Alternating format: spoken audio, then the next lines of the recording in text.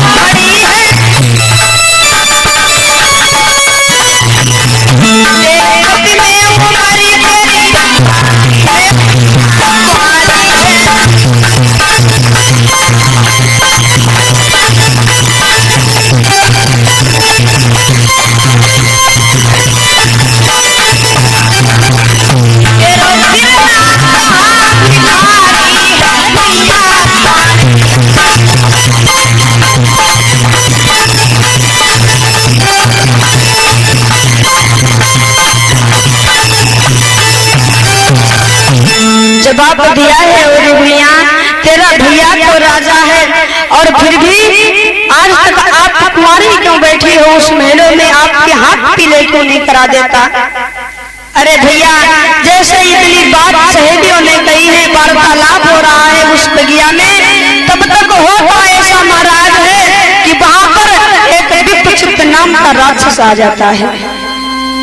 जिसमें वो विप्रचित्त नाम का राक्षस आया महाराज, अश्व पर सवार होकर के आया। अश्व यानी कि घोड़ा पर, जिसमें सवार होकर के उस बगीचे में आया है। और आने के बाद एकदम से पीछे से उस सिंहिका की कलाई को पकड़ लिया। जैसे ही कलाई को पकड़ा है महाराज, सिंहिका ने जवाब दिया, अरे दुष्ट कलाई को छोड़ दे, नहीं तो बड़ा ही अनर्थ हो जाएगा। तुझे पता नहीं है मेरा भैया राजा है, और ये भैया पता चल गया तो तुझे जीवित नहीं छोड़ेगा।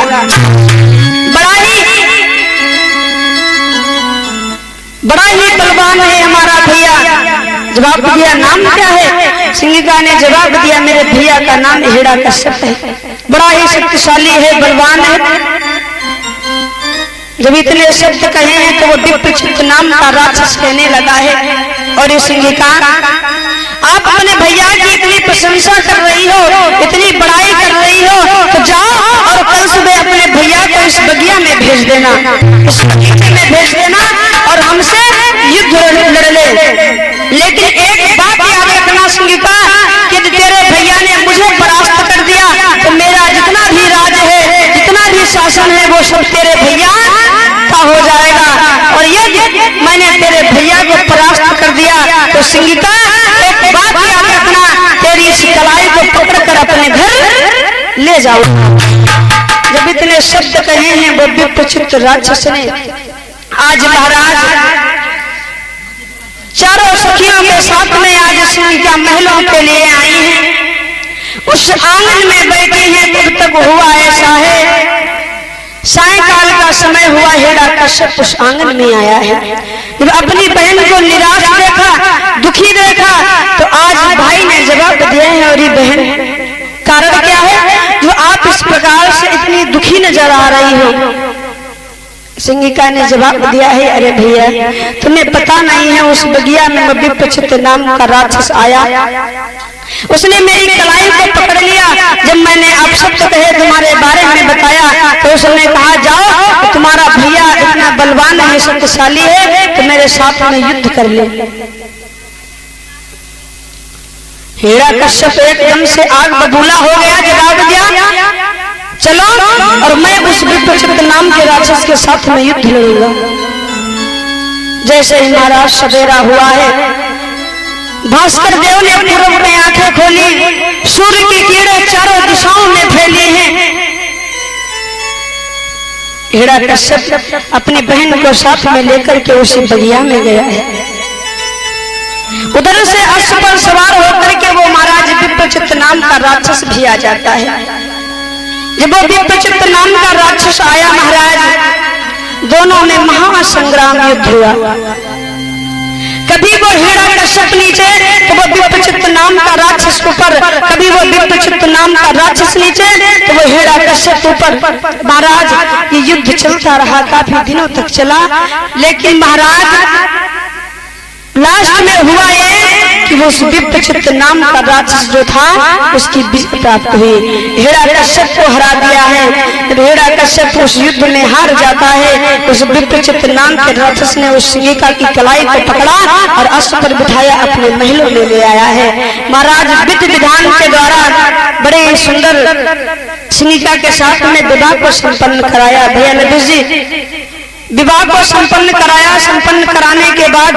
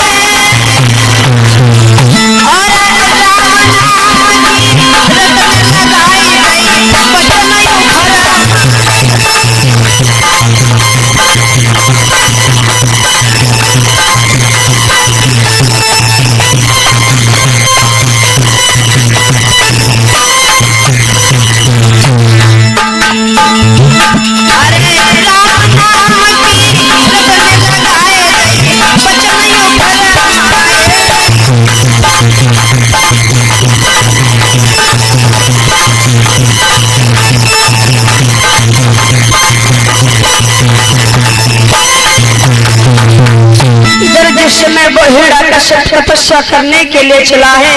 महाराज बताया जाता है यहाँ तक देवता भी घबराने लगे।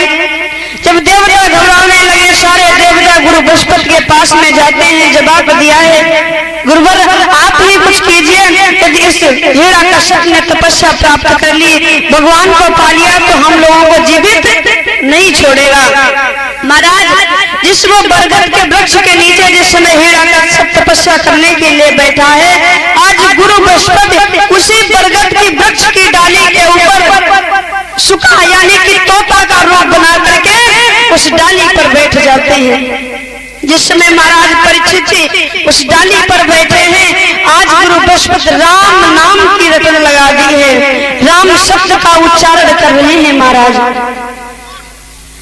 जब राम शब्द सुना है, उस हिरण्यकश्यप ने जवाब दिया, राम नाम के ठेकेदार जरा नीचे उतर के तो मुझे तपस्या नहीं करने दे रहा है, राम के शब्द का उच्चारण कर रखा है। महाराज जब हिरण्यकश्यप वो परेशान हो गया है, पुनः तो फिर अपने महलों के लिए लौट आता है। जिसमें महलों के लिए लौट आया, कयाधु ने जवाब दिया है, स्वामी आप तपस्या करने के लिए गए थे और फिर वापस क्यों आ गए? हिरण्यकश्यप कहने लगा, कयाधु तुम्हें पता नहीं है, जिस बरगद के वृक्ष के नीचे हम तपस्या कर रहे थे, उसी बरगद के वृक्ष की डाली पर बैठा एक तोता राम का शब्द कह रहा था। कयाधु कहने लगी, स्वामी वो तोता क्या कह रहा था? फिर वो हिरण्यकश्यप ने जवाब दिया है, रानी वो तोता राम शब्द उच्चारण कर रहा था। महाराज कयाधु ने कई बार कहलवाया हिरण्यकश्यप से, वो राम राम। आज महाराज वो तमोगुणी था, आज महाराज वो हिरण्यकश्यप रजोगुणी हो गया है। पुनः फिर तपस्या करने के लिए चला, जब फिर चला है तपस्या करने के लिए, आज प्रभु की भक्ति में लीन है वो हिरण्यकश्यप तपस्या कर रहा है। तपस्या करते करते काफी समय व्यतीत हो गया। भगवान भूतनाथ भोले बाबा ने उस कैलाश पर्वत से देखा है कि हमारा भक्त भक्ति में लीन है, तपस्या कर रहा है। उसी समय हिरण्यकश्यप के पास में आए। भगवान भूतनाथ भोले बाबा ने आवाज लगाई है, भक्त आंखें खोलो, ये भक्त आंखें खोलो। आज हिरण्यकश्यप ने जैसे ही नेत्रों को खोला, महाराज सामने भगवान भूतनाथ भोले बाबा को पाया है।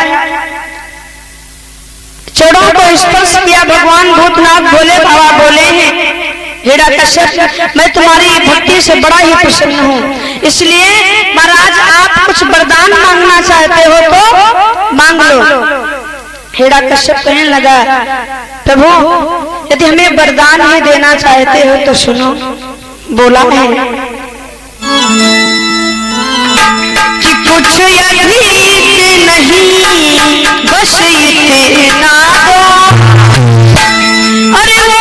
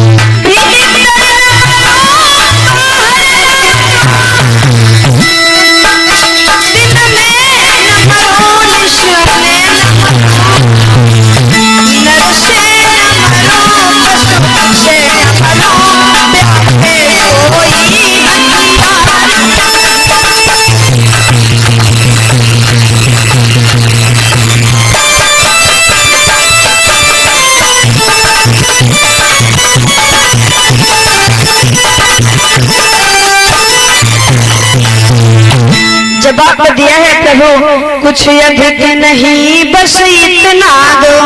महाराज हम तुमसे वरदान क्या मांगे, अगर हमें देना ही चाहते हो तो हमें वरदान या दो कि ना ही हम ऊपर मरे और ना ही हम नीचे मरे, ना ही हम दिन में मरे और ना ही हम रात्रि में मरे। और महाराज परीक्षित ये मांगा कि ना ही हम अंदर मरे और ना ही हम बाहर मरे, ना किसी अस्त्र से मरे और ना किसी शस्त्र से मरे, ना किसी नर से मरे और ना किसी पशु से मरे, और ना ही महाराज हम इस 12 महीनों में मरे। आज भगवान भूतनाथ भोले बाबा ने जवाब दिया है, एवं ऐसा ही होगा। वरदान देने के बाद में जिस समय भूतनाथ भोले बाबा वहां से चले जाते हैं, आज वो हिरण्यकश्यप जिस समय अपने महलों में आया है वरदान को प्राप्त करके, भैया नरेश जी जब वरदान प्राप्त करने के बाद में आया, उस महलों में राज्य को चलाने लगा। लेकिन एक बात याद रखना महाराज, वो बड़ा ही राक्षस प्रवृत्ति का था, बड़े बड़े अत्याचार, पापाचार, भ्रष्टाचार करने लगा।